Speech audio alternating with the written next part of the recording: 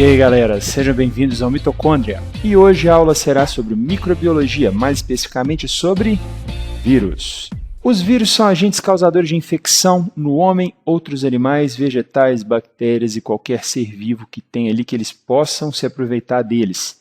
São indivíduos que não possuem metabolismo próprio, ou seja, não conseguem fazer nem fotossíntese, nem respiração celular, nenhuma parte de reações químicas que qualquer ser vivo faz. E por causa disso, eles são parasitas intracelulares obrigatórios. São indivíduos que não conseguem se desenvolver em ambientes extracelulares, ou seja, se tiver um vírus aí do seu lado nesse exato momento, pode ficar tranquilo que ele vai continuar aí sem desenvolver, sem lotar o seu quarto ou sua sala, qualquer lugar aí, de vírus. Mas e aí, vírus são seres vivos ou não são seres vivos? De acordo com alguns pesquisadores, alguns cientistas, não são seres vivos. Mas tem outra porção também que consideram eles como seres vivos. Por quê? Quais são as características que eles têm de diferencial? Só possuem características de seres vivos dentro de uma célula. Eles precisam do metabolismo de outro indivíduo para sobreviver.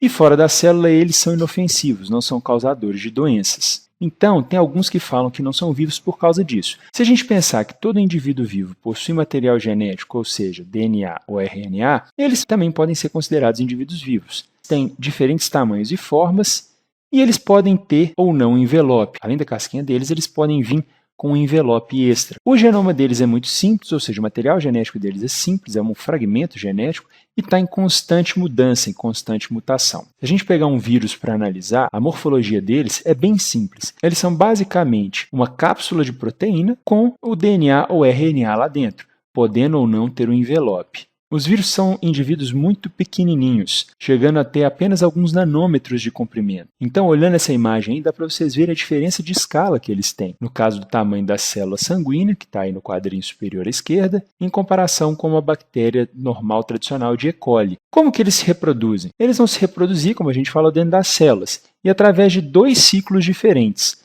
que nós podemos chamar de ciclo lítico e ciclo lisogênico. Como exemplo aqui, nós vamos ter o bacteriófago, que é um vírus que ataca bactérias.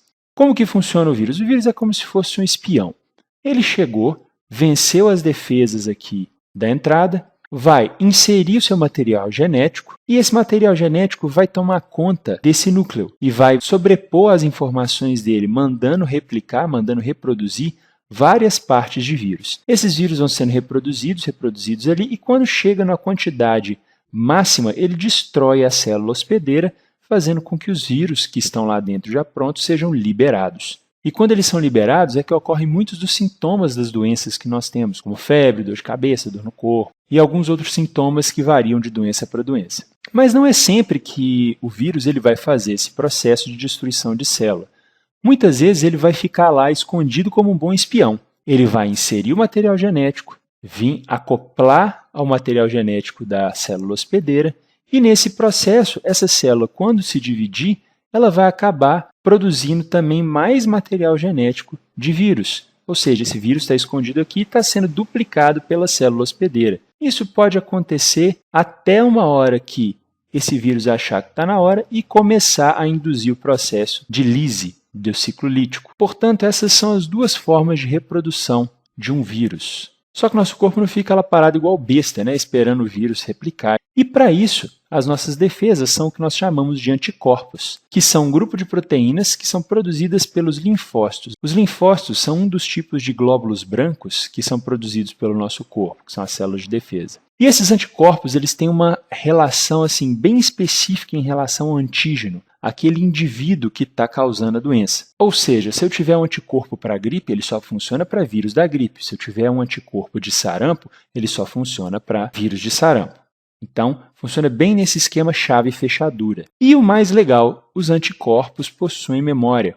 Ou seja, o nosso corpo foi invadido uma vez por um tipo de vírus, na próxima vez que esse vírus invadir, o nosso corpo já sabe exatamente como proceder para destruir aquela doença antes dela instaurar, antes mesmo de você passar mal. Ou seja, nesse exato momento aí, você pode estar com um vírus dentro do seu corpo e seu corpo está combatendo ele sem mesmo que você saiba. Como eu falei ali atrás, o sistema chave-fechadura faz com que os antígenos, ou seja, os organismos que estão fazendo mal para o nosso corpo, eles tenham fechaduras específicas para o nosso anticorpo conseguir abrir. E quanto mais a gente se expõe aos antígenos, mais a gente dá trabalho ao nosso sistema imune. Dessa forma, a gente pensa o seguinte: será que ficar num ambiente extremamente livre de vírus, bactérias e outros antígenos é legal? Não é bacana, porque o nosso corpo não vai aprender a lidar com eles. Então é importante que a gente tenha essa exposição, mesmo que pequena, a esses organismos. Só que além dos anticorpos, nós temos outras formas de contribuir com o nosso sistema imunológico para que a gente possa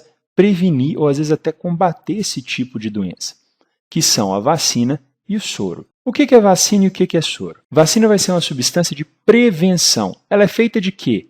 Feita de substâncias como proteínas do vírus ou proteínas daquele agente infeccioso, toxinas, partes de bactérias ou vírus, ou seja, nós podemos quebrá-los e colocar isso dentro da vacina, ou às vezes até os vírus e bactérias inteiros, só que eles vão estar enfraquecidos, que é o atenuados aí, ou às vezes até mortos. E qual que é a diferença do soro?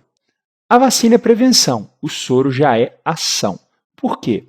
O soro é utilizado quando o antígeno ou o veneno é muito virulento, ou seja, ele vai ser muito forte e pode comprometer o nosso corpo, o nosso organismo, podendo levar à morte, antes mesmo do nosso corpo dar conta de combater. Então o soro vai ser composto de anticorpos prontos, que já vão funcionar para matar aquela doença naquele momento. E sabendo agora a diferença entre vacina e soro, você já sabe qual que é a importância de cada um. Então é isso, galera. A gente fica por aqui hoje. A parte das doenças vai vir no próximo vídeo. Se gostou, dá um like. Se achou legal, compartilha com a galera. Não esquece de inscrever aí no canal para poder receber todos os vídeos aí de primeira. Um abraço e até mais.